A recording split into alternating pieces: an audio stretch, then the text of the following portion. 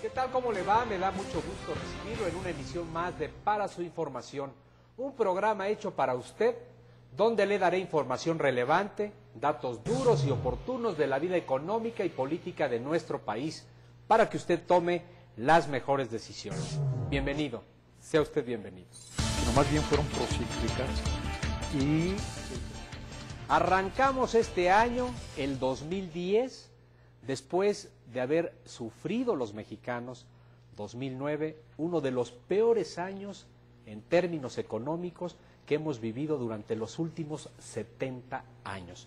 Una caída de la economía mexicana estimada en casi 8%, con niveles de desempleo, de pérdida de poder adquisitivo de la población y de incremento de la pobreza mucho más allá de lo que se pronosticaba y esperaba, básicamente por errores en el diagnóstico del tamaño de la crisis económica global que asumió el gobierno del presidente Felipe Calderón y que, por cierto, no quieren reconocer.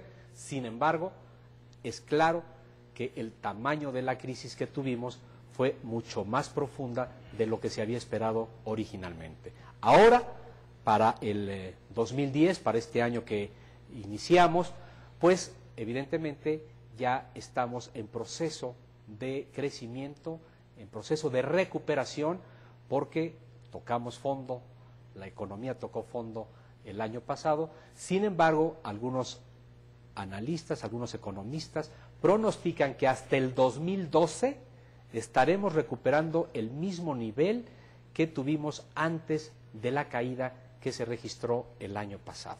¿Y quién mejor para hablar de estos temas, para hablar de lo que nos espera este año y de por qué sufrimos tanto en términos económicos el año pasado, que el doctor Luis Fonserrada? Él es el director general del Centro de Estudios Económicos del Sector Privado, el CESP, que depende del Consejo Coordinador Empresarial. Luis, gracias por estar con nosotros. Con mucho gusto, Gustavo.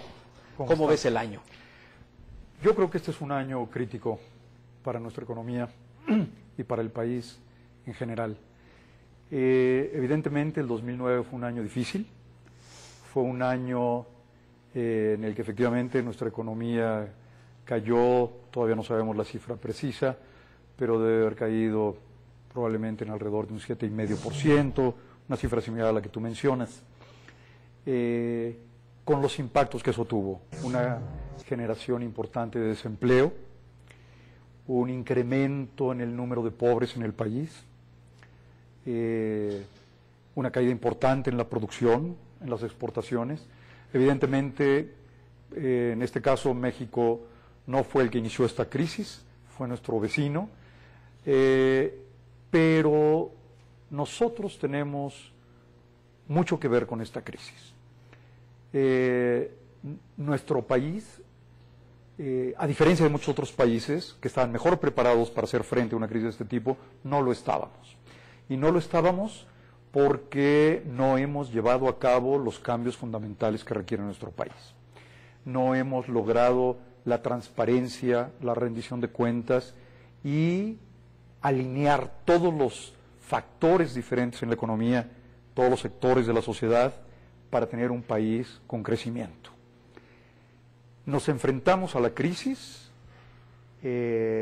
después de 30 años de prácticamente crecer solo al 2%, sin la capacidad de haber creado los empleos que requeríamos, alrededor de 1 millón de empleos al año, y en cambio estábamos generando 200, 300, en el mejor de los años 500 o 600,000 empleos. Con una pérdida importante que nosotros estimamos en alrededor de 300,000 empleos para el 2009.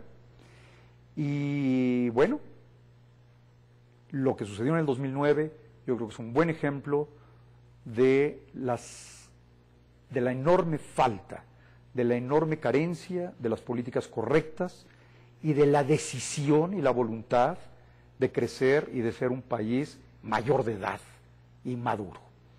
¿Qué sucede? El año pasado nos planteábamos y esperábamos que hubiese una serie de propuestas de fondo que permitieran modificar las políticas públicas, las finanzas públicas, tanto del lado de sus ingresos como del lado del gasto. Esta era una responsabilidad del Ejecutivo. Y nos encontramos con una propuesta del Ejecutivo que dejó mucho que desear. Había un par de elementos que yo creo que muchos sectores defendimos profundamente, como el impuesto al consumo, pero no se tomaron las medidas necesarias anticíclicas, sino más bien fueron procíclicas, y el presupuesto prácticamente se replicó de años anteriores, sin tener un presupuesto ni anticíclico, ni dirigido a los cambios fundamentales que requiere el país, como una inversión física, como inversión en la estructura que requiere nuestro país para competir y para parecernos más al tamaño de nuestra economía. ¿Qué quiero decir? Nuestra infraestructura, por ejemplo, estamos en el lugar 71 de 133 países, cuando somos por tamaño de nuestra actividad económica el número 14. En educación estamos en el 115, no en el número 14. En competitividad perdimos puntos, estamos en el 80 y tantos, etcétera.